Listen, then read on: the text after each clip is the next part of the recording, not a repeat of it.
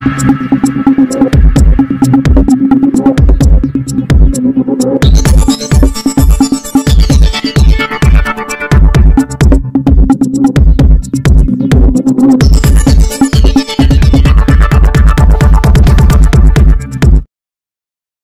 से एक बड़ी खबर आ रही। धारावी पुनर्वास का मुद्दा फिर से सुर्खियों में है।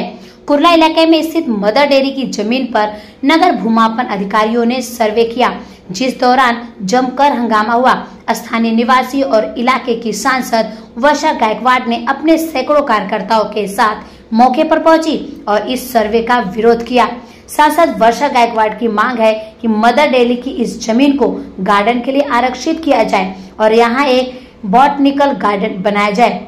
लेकिन दूसरी ओर स्थानीय निवासियों का कहना है, अगर इस क्षेत्र का विकास होता है तो इससे नेहरू नगर के साथ साथ पूरे मुंबई का भला होगा। उनका कहना है, सरकार को एक बार खुलकर बताना चाहिए इस जमीन पर क्या योजना है। इससे जो लोग विरोध कर रहे हैं उनकी गलतफहमी भी दूर हो जाएगी। फिलहाल इलाके में भारी हलचल बनी हुई है और सबको इंतजार है प्रशासन की अगली कार्रवाई पर। ब्यूरो रिपोर्ट, रियल खबरें।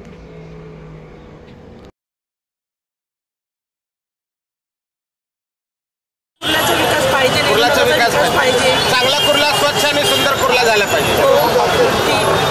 हॉस्पिटल पण नाही आहे इथे, असं गार्डन जर समजा नाही बनवलं तर हॉस्पिटल झालं, हॉस्पिटल झालं तर उत्तम आहे, आम्हाला जवळ पडेल। मोठं हॉस्पिटल नाहीये ना इथे, राजावाडी जायला लागतो, साईनला जायला लागतो। हॉस्पिटलची सोय नाहीये, प्राथमिक आरोग्य केंद्र आहे पण हॉस्पिटल नाहीये, तर आम्हाला सरकारी हॉस्पिटल बनवून दिलं तर अतिउत्तम। मदर डेअरी मध्ये, मदर डेअरी एरियामध्ये झालं पाहिजे। एखादी हॉस्पिटल कुर्ल्यामध्ये नाही आहे, मग लांब जायला लागतात काय सांगितलं? हो, एक मोठं हॉस्पिटल झालं पाहिजे, नाही तर तिथं काय राहिलेली फक्त कुर्ल्यामध्ये। त्यासाठी आम्हाला पाहिजे इथे चांगलं हॉस्पिटल किंवा चांगलं गार्डन हेच पाहिजे आम्हाला, तिथं त्याचा विकास झाला पाहिजे नेहरू रहिवासी आहे नेहरू नगर आणि जे पूर्वी इथे होतं, म्हणजे पूर्वीची प्रत्येक एरियाची, जसं प्रत्येक घराची एक कॅपॅसिटी आहे 5 माणसाची 10 माणसाची, तसे प्रत्येक एरियाची एक कॅपॅसिटी आहे, किती लोकसंख्या असायला हवी। हे काहीतरी लेआउटमध्ये सगळं असतं ना, फक्त ते कागदावरच ठेवायचं का, की इथे गार्डन हवं, इथे शाळा हवी, इथे मार्केट गटर, इथे नाल्यावर मार्केट आहे आणि एरवी सांगता स्वच्छता राखा आणि नाल्यावर मार्केट आहे, म्हणजे आम्ही भाज्या मच्छी वगैरे त्या नाल्यावरची खायची का? एक चांगलं मार्केट इथे असणं गरजेचं आहे। हा इथे आम्हाला इथे काही सांस्कृतिक कार्यक्रम करायला गार्डन तोडले, हे गार्डन इथलं आता इथे कमी केलेलं आहे।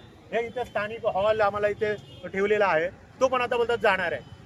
आता इथे जी दूध डेअरीची बघा प्रगती व्हायला पाहिजे, प्रगतीची आड नाही आहे, कारण आता मुंबई पण इथे कसं पूर्वी शेती होती, मिठागर होती, त्याच्यावरच ही मुंबई वसलेली आहे। तिथे मिल, त्याच्यानंतर मिल झाले, मिल तोडून मॉल झाले, प्रगती होणार, ह्याच्याही पुढे होताना अजून पुढे काही होईल, पण जे स्थानिक मूलभूत गरजा आहेत माणसांना मिळायला पाहिजेत त्या मिळायला पाहिजे ना।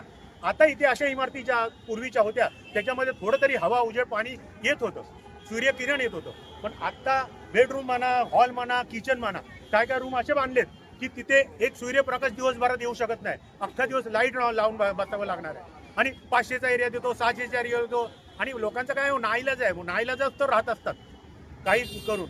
आता बघा, असं मला वाटतं की कुठेतरी निसर्ग जपला पाहिजे, हे फक्त कागदावर नसू दे किंवा नुसतं बोलण्यापुरतं, भाषणापुरतं नसू दे, निसर्ग खरंच जपण्यासाठी काय करायला हवं की नाही। आणि आमच्यासारखी माणसं काय करू शकत नाही, आम्ही फक्त वोटिंगच्या वेळेला वोटिंग करू शकतो, बाकी आमचा अधिकार काय आहे? आणि ते फक्त वोटिंग करा म्हणून जाहिरात येत असतात, प्रत्येक माणसाचा अधिकार आहे वोटिंग करा।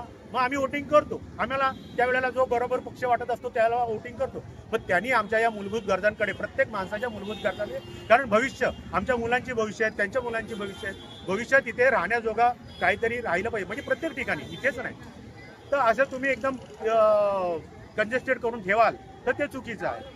प्रवासाला व्यवस्थित पडले पाहिजे, शाळा पाहिजे, आणि इथे व्यवस्थित हॉस्पिटल नाही, इष्ट आहे कुर्ला नेहरू नगर एवढं वसवलं, पण चांगलं हॉस्पिटल पण इथे नाही आहे, शासनाचं, महापालिकेचं नाही आहे किंवा महाराष्ट्र शासनाचं नाही। आम्हाला चेंबूर, सायन, घाटकोपर एवढे लांब जावं लागतं, एक कॉलेज नाही आहे या कुर्ला ह्याच्यामध्ये, एक कुठलं सांगा आम्हाला, पण चेंबूर, माटुंगा वगैरे आमच्या मुलांना जावं लागतं का? इथे चांगली एवढी वस्ती तर का येऊ नये या गोष्टी?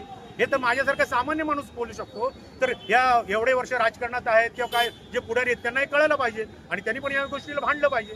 निदान करा किंवा नको करू, निदान उभं तरी राहा, निदान प्रश्न तर मांडा, एवढंच आमचं म्हणणं आहे। बाकी या रहिवाशांच्या वतीने मी बोललोय, मला हे वाटलंय, बाकी काय. धन्यवाद. माझा